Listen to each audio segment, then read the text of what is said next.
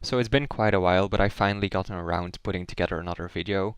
I found that I much prefer actually playing the game and recording the commentary over meticulously editing everything together, but don't worry, we'll get there in the end. In this video we are going to make our way through the final part of the Undead Burg, get to the Undead Parish bonfire, and get ready for the fight with the Gargoyles, which will happen during the next video.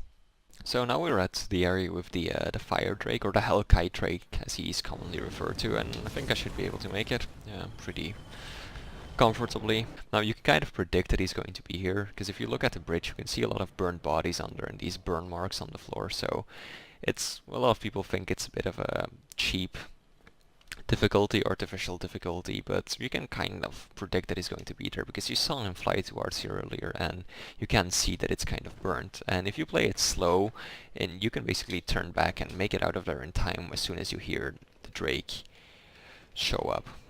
So now that we managed to kill the Taurus demon and open up the shortcut to the bridge with the drake on it, we're just gonna continue on ahead and get to the Gargoyles and ring the first bell. So for those of you who don't know, the Hellkite drake is actually a pretty good method of farming souls early on. All you need to do is come up from the bonfire, make your way over to the other side of the bridge, and this will trigger the drake to launch his fire breath, and you'll get around 500 souls every single time. So the Hellkite drake is actually a pretty interesting enemy. Like pretty much all creatures in Dark Souls, he can actually be killed, even though it doesn't seem like it.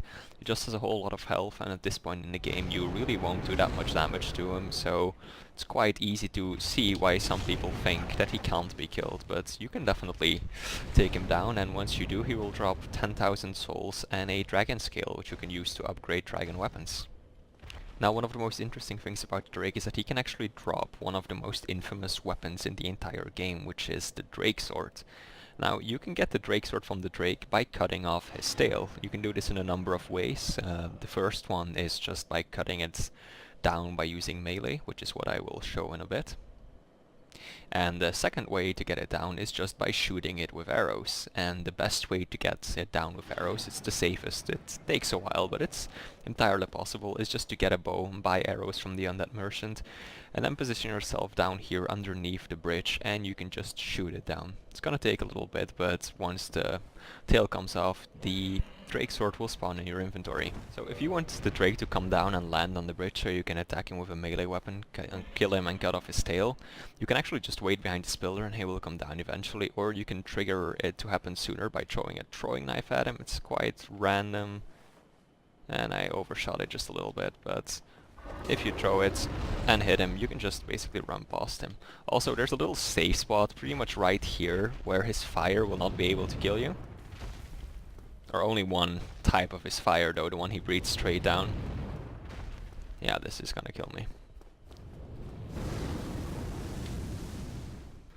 And this is then how you actually get his tail, by only using a melee weapon. Once you trigger his attack so that he flies over and lands on the bridge, all you have to do is run to the right side and start wailing on his tail.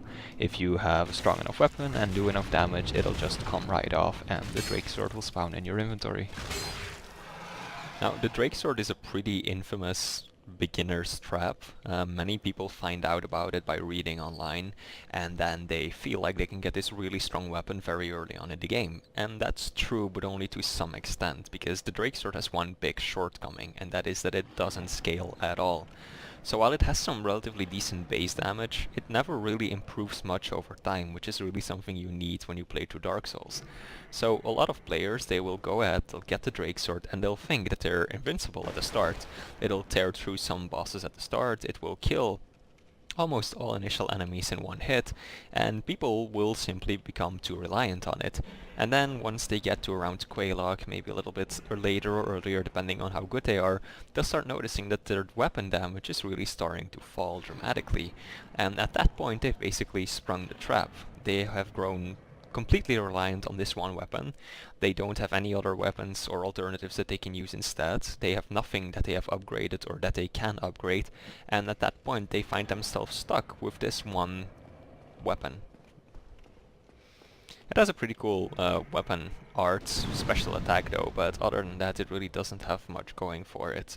So if you are thinking of getting the Drake Sword, you can definitely go ahead, but I would advise against actually going along with it. Another big issue that it has is that it can only be upgraded with dragon scales, and they are very rare upgrade materials.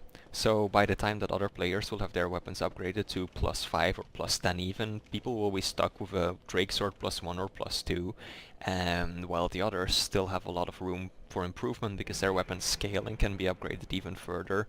Players who started out with the Drake Sword and used exclusively that will find themselves stuck, and it can be quite a difficult trap to get out of. So yeah, it's actually a pretty interesting challenge run to play through the entire game with the Drake Sword.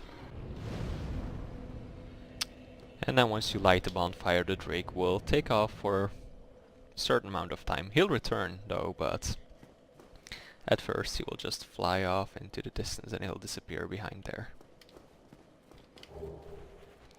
Really good weapon you can find at this point as well, the Claymore, which is one of the best quality weapons in the entire game. And there you can just see the Drake making his final turn and swooping behind the mountain.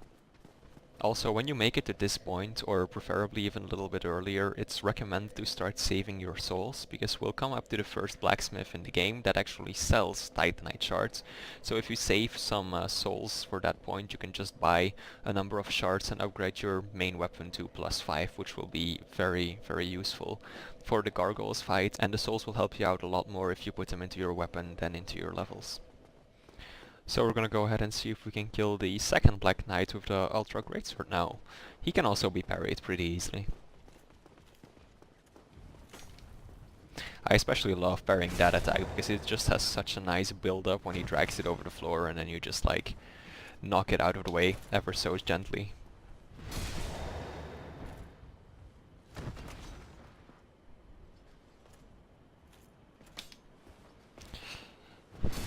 And there we go. Pretty easy to kill. No good drop though, but still, a chunk. So if you would be struggling with the boar, there's a few ways you can kill it relatively easily. The first one is by using the fire. There's two big fire piles to the left and the right, and he takes a lot of damage from them. Same goes for fire bombs. So if you can lure him into one of the fire piles, he will take a lot of damage and he will die in just a few seconds. The easiest way to do so is just to get that little item, which is right above my head. Those are a number of alluring skulls, which you can then use and throw towards the fire, and he will just follow them and kill himself. But alternatively, you can just backstab him. He takes quite a bit of damage from that, and it's really not that hard to do. Just can't be on a slope. Looks quite painful for him. But yeah, pretty easy to do. You can chain them together very easily. He has a chance of dropping his boar helmet. It's a pretty rare drop, but no such luck this time. So when you get to this point, you're supposed to go underneath the gate by going down those stairs that you see down there, but it's actually possible if you're fast enough to completely skip this entire section and make it through the gate. You just have to sprint, ignore all the enemies, run up this stairs here, and then just jump off here, and you should be able to beat that one hollow. You can see him still standing there. He's the one who runs away and basically flips the switch to lower the gate, and if you're fast enough you can beat him to it and you'll make it through the gate before you can close it. But since we're trying to kill everything and just play through the game as normally as possible, I'm not going to do that. So as I was saying earlier, now we're in front of the church and this is the other side of that gate. So that's the hollow that you have to beat to stop him from locking you out. And this is the mechanism that opens or closes the gate, so you can basically make it back to the bonfire I read earlier. It's a bit of a shortcut that you can unlock. And you can actually parry this guy. You can't get a riposte in, or neither can you backstab him, but you can definitely deflect his attacks like that. It's really not even that hard to do. Can't block his shield though, if he was gonna do that. So yeah, as I said, he will drop a Titanite shard, which you can use to upgrade your weapon further. And that'll be all for this video. In the next episode we're gonna go ahead and challenge the Gargoyles. I hope you guys enjoyed.